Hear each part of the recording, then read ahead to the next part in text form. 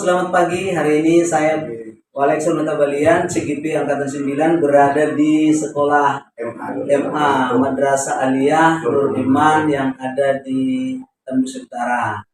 Hari ini saya dengan Bapak Kepala Sekolah yaitu Bapak Kardian MPD MS Pak. MS ya, MS ya MS akan melaksanakan wawancara untuk memenuhi tugas CGP di modul 3.1.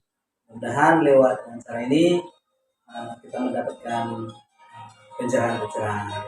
Demikian, selamat pagi, terima kasih.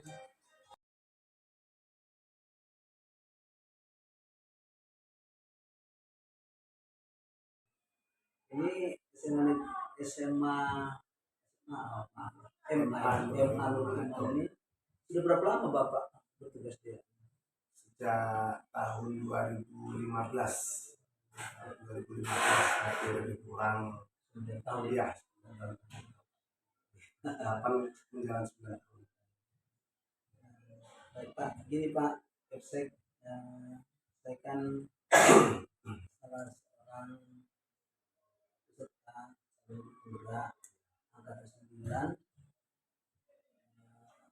untuk menyelesaikan tugas saya. Jadi ditugaskan kami mewawancarai sekolah 2 atau 3 sekolah. Jadi apakah Bapak bersedia untuk mewawancarai? Bersedia dengan senang hati. Baik, Pak. Terima kasih Pak. Nah, langsung saja ke pertanyaan Pak ya Pak Kardian.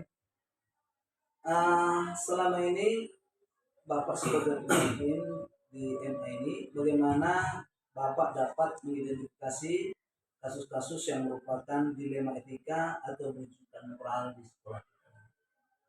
Baik Pak. Jadi satu-satu atau keduanya? Dua-duanya, dilema etikanya dan rujukan moralnya. Kalau dilema etikanya untuk mengidentifikasi tentang kasus-kasus itu, yang pertama saya melakukan pengumpulan informasi atau data terkait kasus-kasus yang ada. Kemudian saya analisa data informasi yang saya terima, lalu saya rujukkan pada SOP ataupun aturan yang sudah kita sepakati atau ditetapkan di madrasah ini. Jadi kemudian kita mengkerucutkan kepada hal yang mana yang jauh lebih dominan positif dari kasus tersebut, dari hal yang sama tersebut, baru kita ambil. Tapi apabila ada argumentasi terkait dilema etika tersebut, saya tipikal pemimpin yang juga tidak terlalu otoriter, jadi saya meminta juga pendapat dari dewan guru, senior, dan itu juga dari media atau yayasan, sehingga keputusan yang kita ambil bersifat absolut, yang disepakati juga oleh secara pribadi, kemudian stakeholder yang ada di terkait masalah rujukan moral yang tentunya membedakan antara mana yang benar itu jelas. Kalau saya memang tadi orangnya demokrasi, saya bilang hargai pendapat teman dan yang lain. Tapi kalau dalam aturan untuk hal yang baik dan benar itu saya sangat memegang integritas Pak. Jadi ya saya kembalikan kepada aturan. Kalau dia melanggar ya tidak ada toleransi. Kalau dia baik ya itu yang kita jalankan. Terkait harus ada tenggang rasa dan sebagainya, segala sesuatunya itu sudah kita ukur sejak awal. Nah, sejak dari awal sudah kita buat konsepnya, bagaimana misalnya standar-standar capaian anak misalnya terhadap tujuan pembelajarannya, ya kita analisa secara periodik, kita nilai secara periodik untuk memastikan anak atau bisa sampai pada tujuan atau semua stakeholder bagaimana bisa sampai tujuannya. Baik Pak, dalam kepemimpinan Bapak selama ini kan kadang diperhadapkan dengan situasi yang sulit. Ini yang satu benar, yang lain benar. Jadi sehingga seorang pemimpin itu kan susah untuk memutuskan yang mana kita ambil nilai-nilai kebajikan universal itu. Nah, bagaimana Bapak menentukan ini? Pengalaman Bapak selama inilah itu dilema ini kan, dilema etika ini kan. Baik, saya rasa gayung bersambut dengan apa yang saya paparkan di jawaban pertama tadi. Ketika saya dihadapkan dengan dua dilema permasalahan yang benar, eh, secara pribadi saya terlebih dahulu melakukan analisis Pak, terhadap kalau bahasa apanya itu Islaminya manfaat dan mudaratnya dulu. Iya. Kita kaji secara detail mana lebih banyak manfaat dan mudaratnya. Nah, maka tentu mana yang lebih bermanfaat tadi Berpihak kepada yang lebih iya lebih banyak dulu, manfaatnya. manfaatnya. Iya. Kemudian ketika ini kita ambil mana manfaat atau mudarat yang lebih besar ya itu kita hindari. Tapi ketika memang benar-benar berada dalam posisi yang piti-piti nih tidak ada, maka kembali saya katakan tadi saya melakukan semacam put kepada puting atau komunikasi kepada anggota teman ya masukan ya teman mana yang suara terbanyak yang sepakat dengan alasan yang paling kuat itu yang kita tetapkan sebagai. Ya, baik Pak. Sangat bijak sekali. Kan begini, kan ada langkah-langkah pengambilan keputusan itu atau SOP-nya lah, standar prosedurnya. Seperti apa Bapak selama ini untuk memutuskan sesuatu? Yang pertama saya gunakan rule-nya itu aturannya itu beracu kepada aturan dulu Pak, pada aturan atasan. Kemudian ini secara general ya Pak ya, secara umum lah. Kemudian kebutuhan berdasarkan kebutuhan. Jadi kita perhitungkan juga kebutuhan kita seperti apa, mau kemana, kemudian tujuannya, nah, kan itu Pak. Dan terakhir kapasitas, kemampuan kita. Ya. Maka saya katakan general tadi entah itu misalnya kesejahteraan guru, prestasi siswa ataupun infrastruktur sarana prasarana. Maka yang pertama tadi merujuk kepada aturan. Kenapa sarana prasarana pun bisa berhubungan dengan aturan ya? Karena misalnya seperti dalam bos, kita menggunakan itu juga nggak bisa sembarangan. Iya. Rujukannya ada aturan, kemudian skala prioritas tadi kan, kemudian tujuan kita, kemudian skala prioritas. Jadi mana memenuhi syarat-syarat tadi, itulah kita jadikan langkah strategis untuk pengambilan. Jadi itu sudah ada standar prosedur. Iya, prosedur. Baik Pak, terima kasih. Selanjutnya Pak, yang hal-hal apa saja yang selama ini merupakan Bapak anggap efektif, ya, yang lebih efektif dalam pengambilan keputusan dalam kasus-kasus dilema etika ya.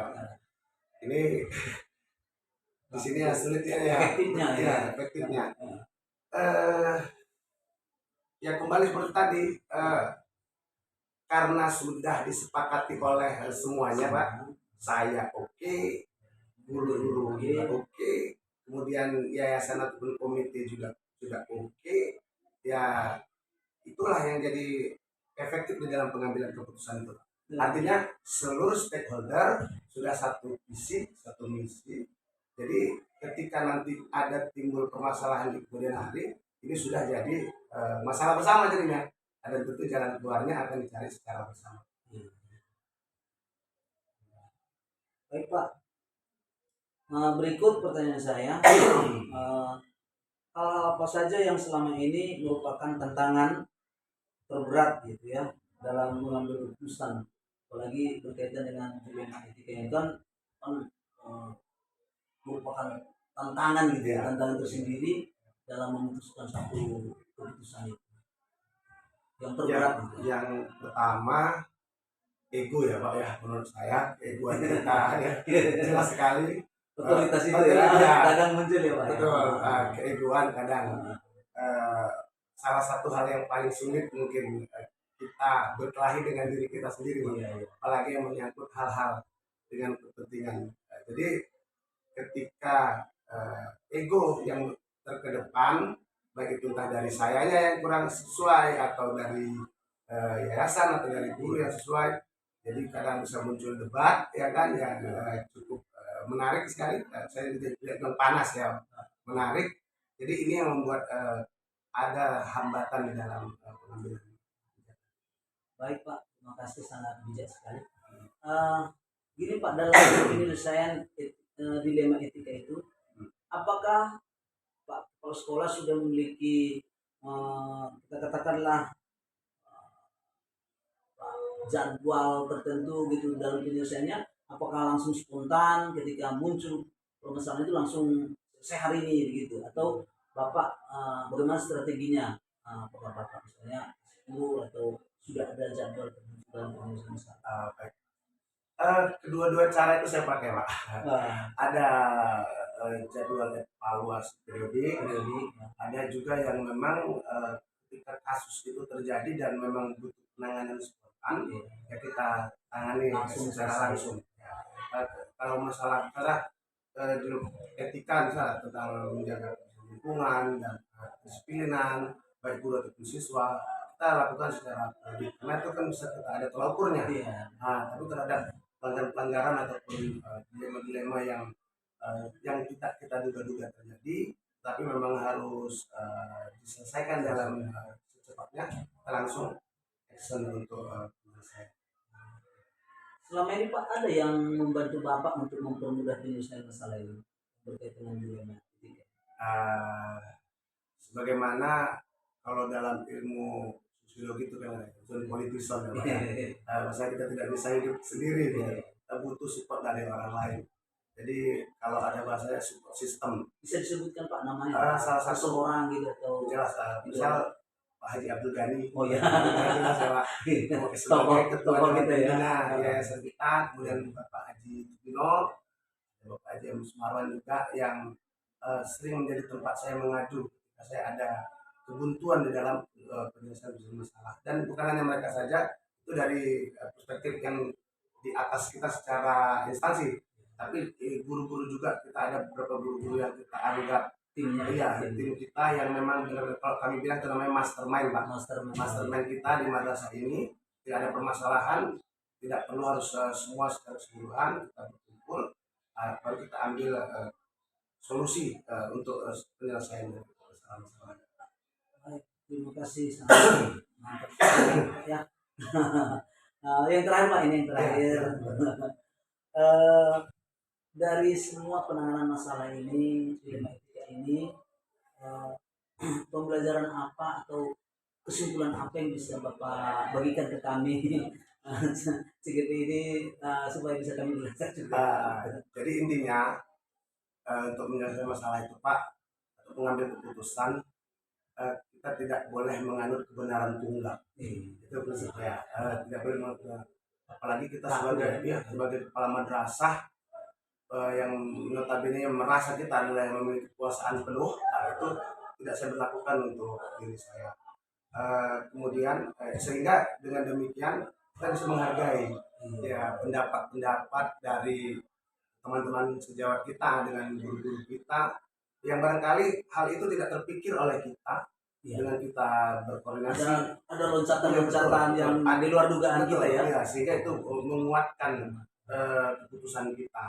Di samping itu pula selain daripada kita buka dan tidak menganut kebenaran tunggal, yang pasti kita bisa menghargai pendapat orang lain. Dan satu lagi, sadar bahwasanya kita tidak bisa mengelola suatu lembaga, suatu organisasi, bahkan rumah tangga sekalipun tidak bisa kita kerja sendiri. Kita butuh teamwork, bekerja sama. Dan satu lagi, ada istilah kami di madrasah ini Pak, jangan sampai ada bemo dalam tim kita. Bemo dalam tim. Misalnya gini, kalau konvoy mobil Ferrari ya Pak, cantik Pak, ada satu bemo bisa menghalangi. Itu dalam konvoy itu bunyi teng teng teng teng. Gimana kira-kira? Jadi tidak menarik. Maka dalam satu kesatuan itu teamwork itu benar-benar semua harus sekata sejalan berdasarkan hasil kerelaan hati yang memang ikhlas dengan aturan yang kita buat dan kita sama-sama menjalani. Istilah baru nih pakai demo dalam kami mengatakan demo itu adalah akhlak buruk dari diri kita, sehingga kita menjadi lamban. Harusnya bisa dengan kecepatan 160 tenaga kuda sesuai dengan apanya visi kita, lambat berisik lah itu dia itu. Bukan berarti saya mengatakan demo itu buruk, tidak. Artinya kalau demo berada dalam komunitas demo ya keren gitu. Tapi ketika tidak sesuai ya, dirancang untuk Iya. sekian kecepatan, Betul. jadi ini menghambat. Sementara kalau namanya konvoy Pak, nggak bisa kita tinggal ya. Nggak, kan dia harus ikut bersama. Jadi gara-gara satu ini kita pun jadi terhambat jadinya. Nah, itu kita hindarkan. Maka itu tadi tidak boleh menang tunggal dan membangun teamwork yang sebaik-baiknya dalam Selaras. Iya. Baik, terima kasih Pak Kep, sangat wise banget gitu ya acara kita hari ini. Mudah-mudahan SMA MA ini semakin maju ke depan, sama dengan sekolah kita juga bisa sama-sama maju bersama ya. Dan kita yang bertetangga ini Iya. semakin kuat Jelas ya, betul, chemistry chemistry. kita untuk Iya. memajukan dunia Dunia pendidikan. pendidikan, kontribusinya untuk dunia pendidikan. Tugas kita kan mencerdaskan anak bangsa. Mencerdaskan ya. anak bangsa. Jadi terima kasih Terima kasih, Pak Pak. Kep. Mudah-mudahan nama sekolah kita makin Amin. maju. Amin. Terima kasih. Kalau apa yang terjadi sama 4 MA ini belum tahu. Iya. Kan? Itulah tetangga itu lebih dari saudara. Kan? Iya, betul, betul. Kalau ada apa-apa dia duluan tempat mengadu. Iya. Madrasah Nurul Iman itu banyak yang kami gali pengalaman beliau yang sangat berharga yang dapat kami terapkan nanti dalam sistem atau pembelajaran beliau. Mudah-mudahan acara ini bermanfaat bagi kita semua. Terima kasih Pak sekali lagi. Terima kasih kembali, Pak. Mohon izinkan kami Ya, pulang. siap. Oke, sudah. Saya rasa sudah cukup. Ya, baik. Selamat siang Bu. Selamat siang Pak Nek. Gimana kabarnya Bu? Sehat? Alhamdulillah sehat. Syukurlah. Ini Bu, kami dari peserta CGP ditugaskan untuk memenuhi tugas modul 3.1 yaitu pengambilan keputusan kepemimpinan. Jadi saya kalau Ibu berkenan untuk wawancarai. Boleh. Terima kasih Bu ya. Begini Bu, Ibu kan sering mengambil keputusan sebagai kepala sekolah. Bagaimana Ibu mengidentifikasi kasus-kasus yang merupakan dilema etika atau bukan moral dalam kepemimpinan Ibu sekolah ini? Yang pertama kita pelajari dulu kasusnya. Kita lihat dulu di bawah. Kita mulai telusuri dari bawah. Bagaimana kasus itu terjadi? Kita pelajari dulu kasusnya. Kita kumpulkan dulu informasinya. Kemudian baru kita diskusikan dengan pihak terkait. Maksudnya kalau masalahnya itu masalah siswa, kita diskusikan dengan kesiswaan. Kalau masalahnya masalah guru misalnya, kita diskusikan dengan wakil kurikulum. Tentunya kita harus berdasarkan peraturan-peraturan yang sudah kita sepakati untuk mengambil keputusan. Ya Bu. Ya. Terus kan begini Bu, dalam mengambil keputusan itu kan seorang pemimpin itu sering menghadapi dilema gitu ya, dilema etika. Jadi dalam mengambil keputusan itu Bu, bagaimana Ibu mengambil keputusan itu untuk dapat menentukan yang satu yang benar, yang satu lagi benar, dan bagaimana trik Ibu untuk mengambil keputusan itu? Apa metodenya Ibu mengambil keputusannya? Kalau terjadi permasalahan tentang dilema etika tadi di sekolah kita, tentunya kita mengambil keputusan itu dengan cara mufakat. Dengan maksudnya di sini, walaupun saya sebagai kepala sekolah, saya tidak punya hak hak otoriter, hak veto lah istilahnya untuk menentukan itu harus begini. Bukan seperti itu. Tetapi harus berkolaborasi, bermufakat dengan wakil kurikulum, wakil kesiswaan atau majelis guru. Kalau sekalipun kita membutuhkan wali murid, bisa kita panggil wali murid untuk menyelesaikan permasalahan. Terus Bu, untuk menyelesaikan masalah itu apa langkah-langkah atau prosedur yang Ibu sering lakukan? Sudah ada tertata prosedurnya, kalau ini masalahnya, ini jawabannya, seperti apa Ibu? Kalau secara prosedur tidak ada. Dia tergantung permasalahan itu ada tergantung masalah besar kecilnya. Kalau masalahnya itu masalah internet, masalah misalnya masalah murid, masalah guru itu kan masih bisa diselesaikan oleh intern sekolah antara kepala sekolah dengan guru dengan wakil kepala sekolah. Kalau sudah itu permasalahannya itu skopnya udah sekolah udah besar, bisa saja kita melibatkan komite ataupun pengawas. Itu tergantung besar kecil permasalahannya. Baik Bu, hal-hal apa saja yang selama ini Ibu anggap efektif dalam pengambilan keputusan dalam kasus-kasus dilema ketika? Yang hal-hal yang efektifnya itu ya berdiskusi dengan yang ada di lingkungan sekolah, bisa dengan wakil kepala sekolah, dengan guru, atau saya berdiskusi dengan sesama kepala sekolah. Jadi ada istilahnya itu kita tuh berdiskusi itu berarti dengan yang sama-sama mengampu itu. Karena sudah ada masing-masing punya tugas, ya pembagian tugas Bu ya. Misalnya kita sebagai kepala sekolah, nah mungkinlah kita minta solusi dengan kepala perpustakaan, kepala puskesmas misalnya. Jadi sesama mengelola sekolah, itu prinsipnya itu sama, yaitu pendidikan bangsa. Selama ini Bu, tantangan dalam mengambil keputusan itu, tantangan apa yang Ibu hadapi untuk menyelesaikan masalah-masalah?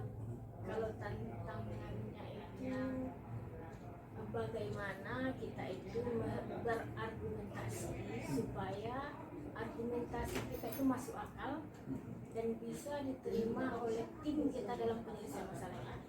Bisa diterima. Bisa kita bermufakat dengan wakil atau dengan guru atau dengan wali murid. Bagaimana kita berargumentasi supaya argumentasi kita itu masuk akal dan bisa diterima. Kadang bukan tidak bisa kita menyenangkan semua pihak Bu ya. Jadi memang tantangan itu di situ ya. Beratnya gitu ya Bu ya. Adil itu tidak sama, tidak rata. Tidak tapi rata. adil itu sesuai kebutuhan. Iya. Begini Bu, dalam mengambil keputusan itu apakah Ibu sudah punya jadwal atau misalnya penyelesaian masalah seperti ini kita tunggu sekian lama, atau Ibu menyelesaikan masalah itu secara spontan atau bagaimana Bu selama ini? Kalau bagi saya ada masalah harus diselesaikan sesegera mungkin. Kenapa? Kalau masalah itu dibiarkan berlarut-larut, dia akan menyebar kemana-mana. Bisa jadi itu nanti akan jadi viral dia. Iya. Jadi sebelum dia menyebar, misalnya terjadi hari ini masalah, apa permasalahannya kita diskusikan dengan pihak terkait, dengan wakil dan stakeholder sekolah harus selesai hari itu juga dengan cara mufakat dan berpihak pada murid. Jadi ini tergantung kasus tersebut, situasi dilema dan tersebut, kondisinya. karena kita harus menyelesaikan segera mungkin Bu ya. Tapi ada juga dilema itu tunggu dulu, berpikir atau ada waktu dulu, kita beberapa waktu disuruh kita berpikir ya Bu ya. Tergantung kapasitas masalahnya. Persoalannya itu Bu ya, dilema itu Bu ya. Begini Bu, dalam salah atau dilema etika ini Bu,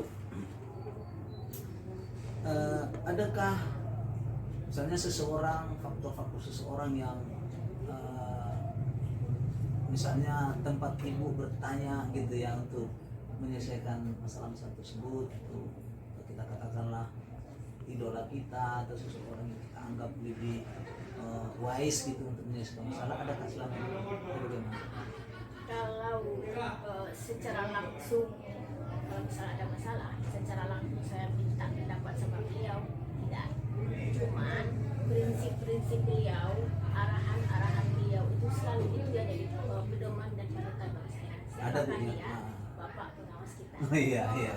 Pak Haji Ismail ya. Jadi apa-apa yang beliau sarankan, apa-apa yang beliau arahkan, nah, itulah menjadi pedoman saya. Walaupun tidak langsung mengintervensi Ya, persoalan itu Bu ya. ya bukan berarti ada masalah saya lapor Pak, saya begini seperti itu. Bukan seperti itu. Tetapi apa namanya rel, apa namanya rel yang sudah dia tanamkan itulah yang saya ikuti. Baik Bu, ini yang terakhir Bu pertanyaan saya.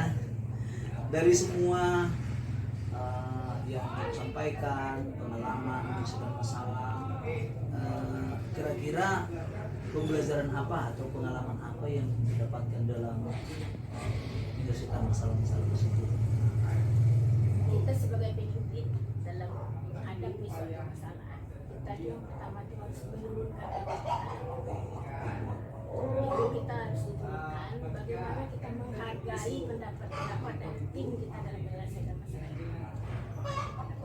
Wakilnya, bagaimana kita menghargai pendapat gurunya, atau kita melibatkan wali murid untuk menyelesaikan masalah itu. Bagaimana kita menghargai pendapat wali murid itu. Atau sekalipun masalahnya besar, kita sudah melibatkan komite atau pengawas sekalipun, kita harus tetap menghargai pendapat tim kita dalam menyelesaikan masalah. Untuk mempersen Bu, maksudnya waktu Ibu menyelesaikan masalah itu di luar dugaan, ada pernah Ibu mengalami ledakan-ledakan itu? Ternyata ini yang paling mantap di luar dugaan Ibu gitu. Tambah pengalaman kita menyelesaikan masalah Iya, seperti itu. bisa jadi saja penyelesaian itu datang dari guru kita yang paling malas Yang misalnya. kita anggap tidak berkompeten, rupanya di dirinya itu ada jawaban. Malahan dari dia itulah kita dapat belajar menyelesaikan masalah ini seperti ini solusinya. Jadi jangan kita itu beranggapan oh saya yang paling hebat di sini, oh, saya keputusan saya yang harus terima, bukan seperti itu. Artinya semua pihak berperan ya untuk pengambilan keputusan itu. Kita tidak menganggap bahwa Kita itu benar. keputusan dari kepala itu selalu benar. Ya, ada kalanya kita melibatkan mereka, bahkan tim yang paling kecil lah kita anggapnya. Bisa pendapat dia itu yang bisa kita terima, bisa menyelesaikan masalah kita. Baik Bu, terima kasih Bu atas wawancara singkat saya Bu dengan Ibu. Semoga pengalaman Ibu yang Ibu sudah tuangkan kepada kami juga peserta CGP dapat belajar lebih lagi bagaimana Ibu menyelesaikan masalah dengan perbincangan kita ini. Mudah-mudahan sekolah ini Bu semakin mantap, semakin maju di dalam kepemimpinan Ibu ya. Baik Bu, terima kasih atas bantuan Ibu.